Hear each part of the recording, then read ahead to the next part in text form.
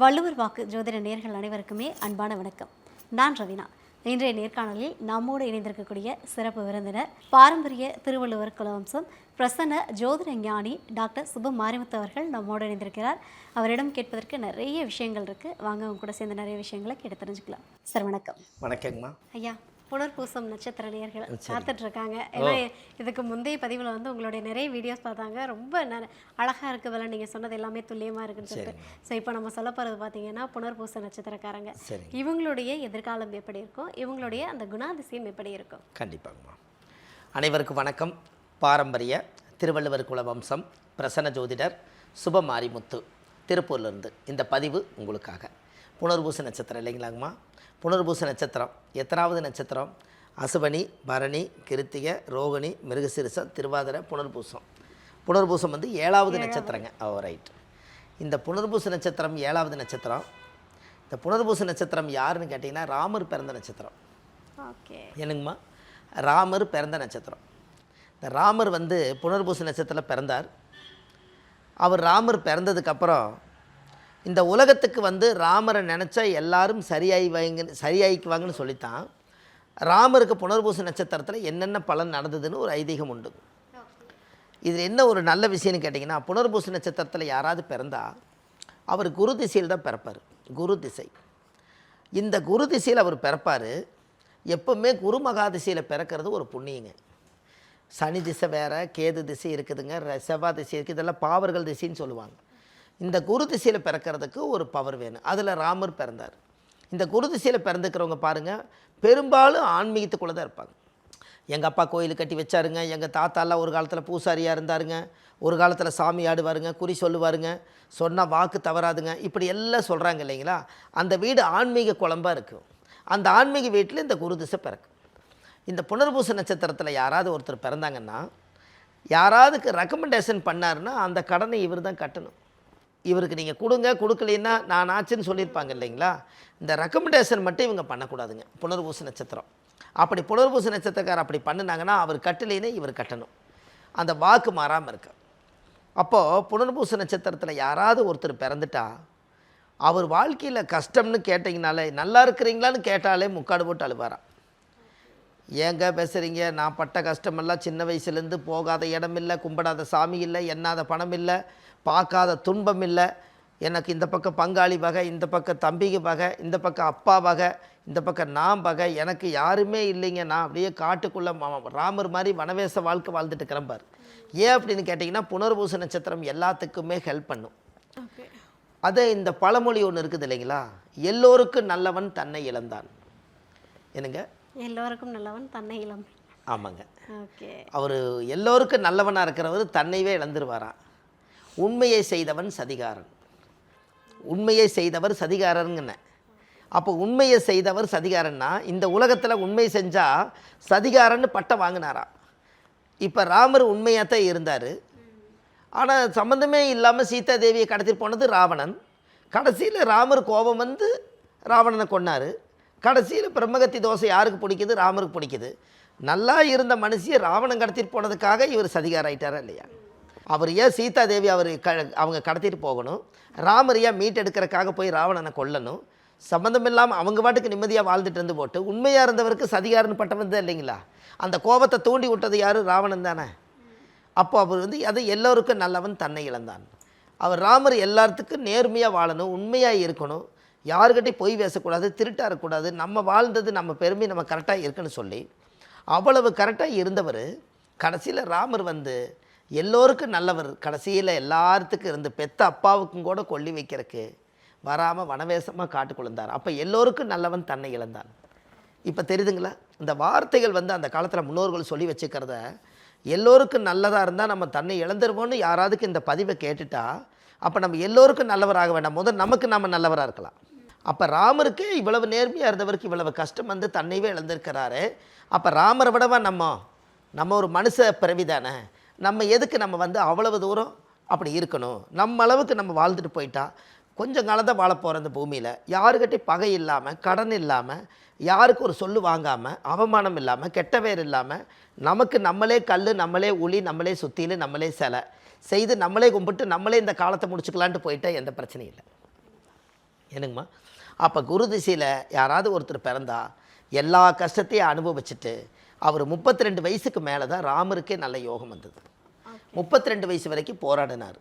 அதில் பார்த்தீங்கனாலே அது கவியே உள்ள வரும். ஜென்ம ராமர் வனத்திலே சீதை சிறை வைத்ததும், தீதலாதொரு 3 துரியோதனன் படை மாண்டதும், இன்மை 8 வாலிப பட்டம் இழந்து போனதும், ஈசனா ரூபத்திலே தலையோட்டில் பிச்சை எடுத்ததும், தர்மபுத்திர நாளிலே வனவேசப்படி போனதும், சத்தியமாமுனி ஆற்றிலே யானைக்காலில் தலை வீழ்ந்ததும், உண்மை உற்றிட ராவணன் முடி 12 வீழ்ந்ததும். அப்போ ராவணனை கொண்டுட்டாரலங்கன்னு. அப்போ ஜென்மத்தில் குரு வரும்போது ராமர் வந்து படை எடுத்தாருங்களா? அப்போ உண்மை உற்றிட ராவணன் முடி 12 வீழ்ந்ததும். அவர் போரில் போய் ராவணனை சாய்க்கிறார். அப்போ அவ்வளோ பெரிய யுத்தகாரகராக மாறி புனர்பூச நட்சத்திரத்துக்கு ஒரு மதம் பிடிச்சுதா இல்லைங்களா ராமர்? அதனால தான் யாருக்கும் ரெக்கமெண்டேஷன் பண்ணாமல் நமக்களவாக வாழ்ந்துட்டு போயிட்டால் புனர்பூசம் தப்பிச்சுது.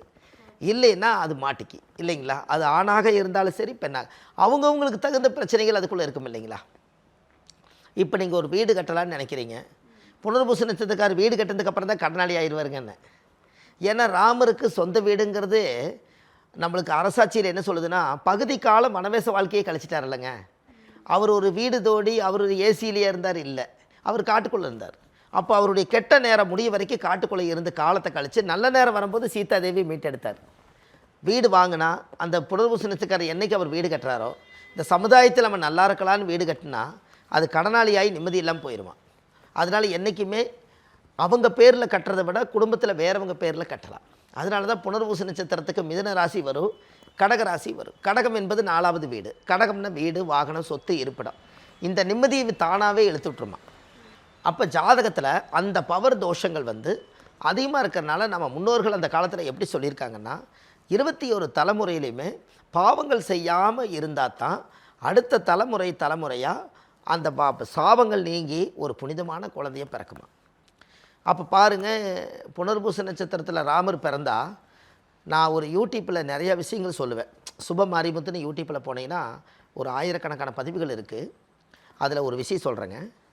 யார் புனர்பூச நட்சத்திரத்தில் பிறந்துக்கிறாங்களோ அவங்களுடைய தாத்தா பாட்டி யாராவது ஒருத்தர் ராமர் பூஜை பண்ணி மகாபாரத ராமாயணம் படித்து சாமி கும்பிட்டு ராமர் பூஜை பண்ணினதுக்கு அப்புறம் தான் இவர் பிறந்திருப்பார்.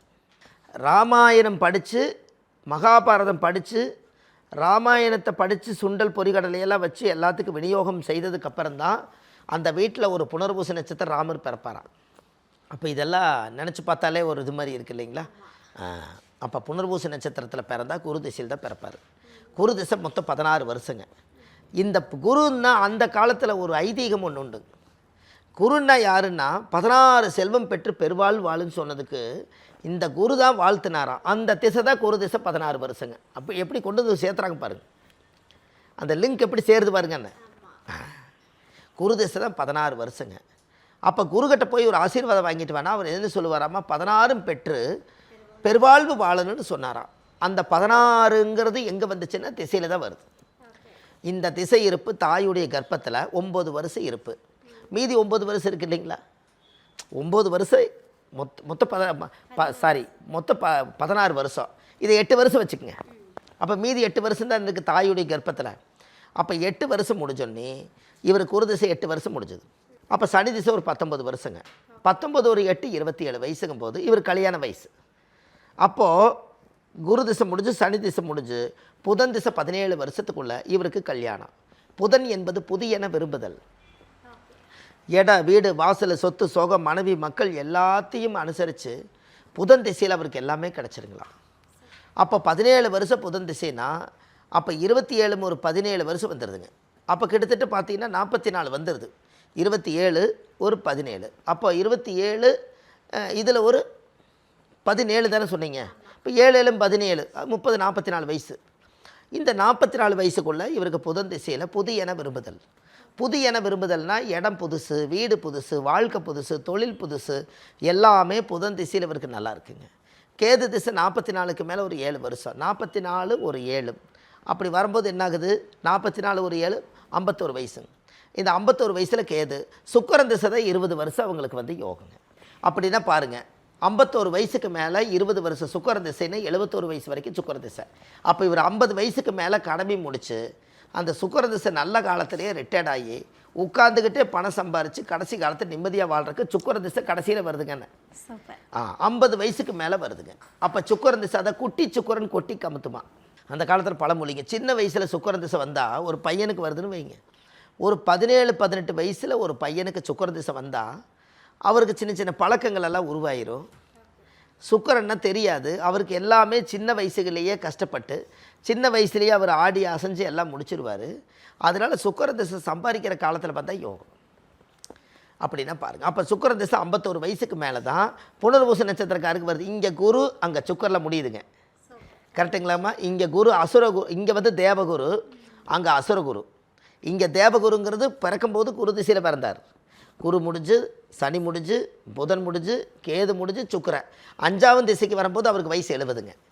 அப்போ 70 வயசுக்குள்ளே அவருடைய வாழ்க்கையில் ஒரு தடுமாற்றம் இல்லாமல் ஒரு நல்ல பேரும் புகழோடு வாழ்கிறதுக்கு சுக்கிர திசையே நல்ல ஒரு காரணமாக இருக்குது. அப்போ அதுக்கு ஒரு பெரிய யோகம் என்னென்னா, நம்ம குடும்ப பாரம்பரிய வம்சாவளியில் நம்ம முன்னோர்கள் வாழ்ந்த வாழ்க்கையில் எல்லாத்தையும் சரி பண்ணி கொண்டு போகிறது தான் புனர்பூச நட்சத்திரம். அவருடைய வீட்டில் ராமர் சீதாதேவி பட்டாபிஷேகம் பண்ண படம் ஒன்று இருந்துச்சுனாலே அவங்க வாழ்க்கை ரொம்ப சிறப்பாக இருக்கும். எதுக்காக அப்படின்னா, அவர் எல்லாத்தையும் இழந்தார், மீட்டெடுத்தோடனே அவருக்கு பட்டாபிஷேகம் நடந்தது இல்லைங்க. அதனால் பட்டாபிஷேகத்தினுடைய படம் பிரேம் எடுத்து வச்சு முறையாக சாமி கும்பிட்டு வந்தாலே உங்கள் வாழ்க்கை ரொம்ப சிறப்பாக இருக்கும். இது எல்லாம் நீங்கள் வந்து இந்த பதிவில் வந்து பார்த்தீங்கன்னா, ஒவ்வொரு நட்சத்திரங்களை பற்றி இப்போ நம்ம சொல்லும் போது தான் தெரியுது, ஒருத்தருடைய வாழ்க்கையில் நான் என்னென்ன வயசில் எந்தெந்த திசை நான் கடந்து போவேன் அப்படிங்கிற இந்த ஒரு அமைப்பு இதில் வருது இல்லைங்களா. இது எல்லாம் தான் உங்களுக்கு கொடுப்பனை இல்லைங்களா. அப்போ இதை வச்சு ஒவ்வொருத்தருடைய வாழ்க்கையிலையும் ஒரு நட்சத்திரத்தை சொன்னால் உங்கள் தலையெழுத்தவே தெரிஞ்சுக்கிற அளவுக்கு இந்த பதிவில் உங்களுக்கு இந்த ஆழமான விஷயத்தை இந்த உலகத்துக்கு சமர்ப்பணம் செஞ்சுருக்கேன். ரொம்ப சந்தோஷங்கம்மா. இது இன்னும் அடுத்தடுத்த நட்சத்திரங்களில் நிறையா விஷயங்களை இன்னும் நம்ம பார்ப்போம். இந்த கோவில் ஒன்று இருக்குதுங்க, அந்த கோயில் ஒன்று உங்களுக்கு கொடுத்துட்றேன். அந்த கோயிலுக்கு நீங்கள் போயிட்டு வந்தாச்சுன்னு சொன்னால் உங்களுடைய ஜென்ம கர்மவினை தோஷம் அன்றோடு நிவர்த்தியாகும். யா, புனர்பூச நட்சத்திரத்திற்கு பலன்களை வந்து அப்படியே துல்லியமாக புட்டு வச்சிட்டீங்க. சரி, இப்போ நீங்கள் வந்து சொல்லிட்டீங்க பிரச்சனை தீரணும், இல்லை நீங்கள் போயிட்டு ஒரே ஒரு தடவை அந்த கோயிலுக்கு போயிட்டு வாங்க, வாழ்க்கை மாறிடும்னு சொல்லிட்டீங்க. இப்போ இந்த புனர்பூச நட்சத்திரம் எந்த கோவிலில் போய் வழிபட்டுட்டு வரணும்? கண்டிப்பாங்கம்மா, ரொம்ப சந்தோஷம். ஏன்னு கேட்டிங்கன்னா, ஜாதகத்தில் வந்து இந்த புனர்பூச நட்சத்திரம் மிகப்பெரிய ஒரு நட்சத்திரங்க. ராமரே வந்து பிறந்த நட்சத்திரம். 27 நட்சத்திரத்தில் ராமர் பிறந்த நட்சத்திரங்க. அதனால் இந்த பழைய வாணியம்பாடின்னு ஒரு ஊர் இருக்குதுங்க. அவங்க கூகுளில் சர்ச் பண்ணும்போது வாணியம்பாடின்னு போடக்கூடாது, பழைய வாணியம்பாடி அததீஸ்வரர். இந்த கோவில் வந்து பழைய வாணியம்பாடி கோயில் பக்கத்தில் இருக்குதுங்க. இந்த கோவிலில் போய் சாமிக்கு 5 விளக்கு தீபம், சுவாமிக்கு தேங்காய் பழம் மாலை கல்கண்டு வச்சு பூஜை பண்ணி சாமி கும்பிட்டு வந்தாங்கன்னா அன்னையோட அந்த ஜாதகத்தில் இருக்கக்கூடிய அந்த கர்மம் ரிலீஸ் ஆயிரும். அதுக்கப்புறம் அவங்க வாழ்க்கை அசுர வளர்ச்சிக்கு வருங்க. இதை கண்டிப்பாக செய்யுங்க, நல்லதே நடக்கும். வாழ்வது ஒரு முறை, வாழ்த்தட்டும் தலைமுறை. நன்றி, வணக்கம்.